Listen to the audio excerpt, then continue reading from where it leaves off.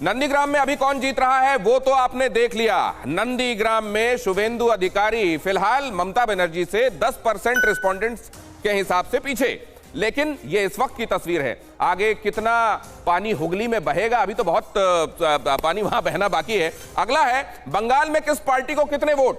Opinion poll का अगला सवाल, बंगाल में किस पार्टी को कितने वोट, और यह बहुत इंटरेस्टिंग होने वाला है।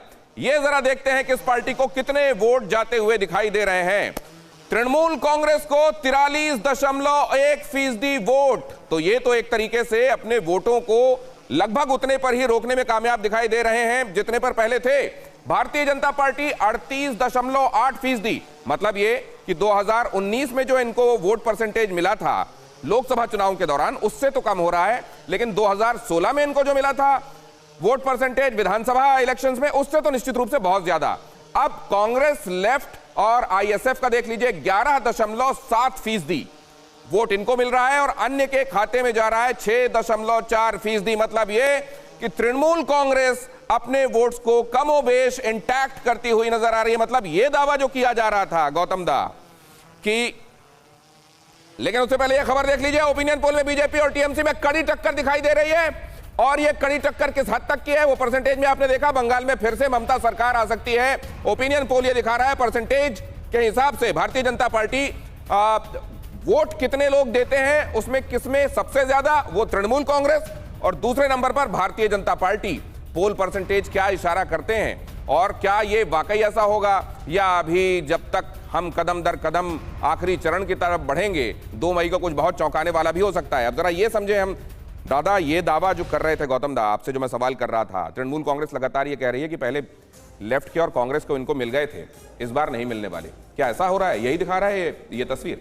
ये तस्वीर में तो आ रहा है कि शायद जो कांग्रेस और सीपीएम का वोट प्रतिशत 1 पॉइंट समथिंग बड़ा है, ज़्यादा बड़ा नहीं। जो इसलिए तो जो वोट उनका पहले जो 2016 में जो था उससे बहुत कम है। 2016 में तो बहुत ज़्यादा ही मिले थे ना, 23% करीब मिले थे दोनों मिलके, तो उससे 11%, मतलब 15% वोट जो लूज कर रहा है वो 12%, वो सीधा जा रहा है भाजपा का झोले में। लेकिन ममता जी इससे कम परसेंटेज लेके 42 पॉइंट समथिंग लेके भी 200 का आंकड़ा पार किया था।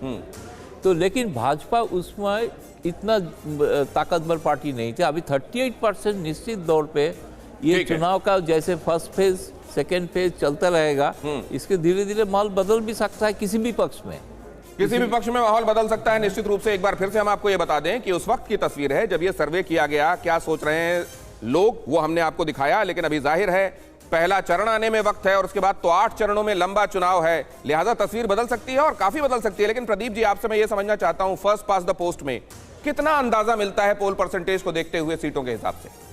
देखिए, मेरा मानना है कि ओपिनियन पोल जो है केवल इंडिकेटर होता है, ये एग्जिट पोल नहीं है। लोगों ने वोट नहीं दिया है अभी, तो वो दिशा बताता है। बाकी आंकड़ों पर जो है उस तरह से भरोसा नहीं कर सकते जैसा एग्जिट पोल के आंकड़ों पर करते हैं।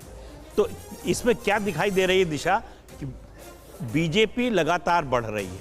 आप 2018 में स्थानीय निकाय पंचायत के चुनाव देखिए, उसके बाद लोकसभा के चुनाव देखिए, और अब जो ओपिनियन पोल आ रहे हैं तो उसमें बीजेपी लगातार जो है बढ़ती हुई दिखाई दे रही है। लेफ्ट और कांग्रेस का कॉम्बिनेशन लगातार नीचे जा रहा है। इसका मतलब ये और स्क्वीज हो सकता है, क्योंकि 2 बड़ी पार्टियां जब लड़ रही हैं तो तीसरी पार्टी जो है वो सिकुड़ती है, और उसके वोट जो है ये लगातार पोल्स में आ रहा है कि वो बीजेपी को शिफ्ट हो रहे हैं।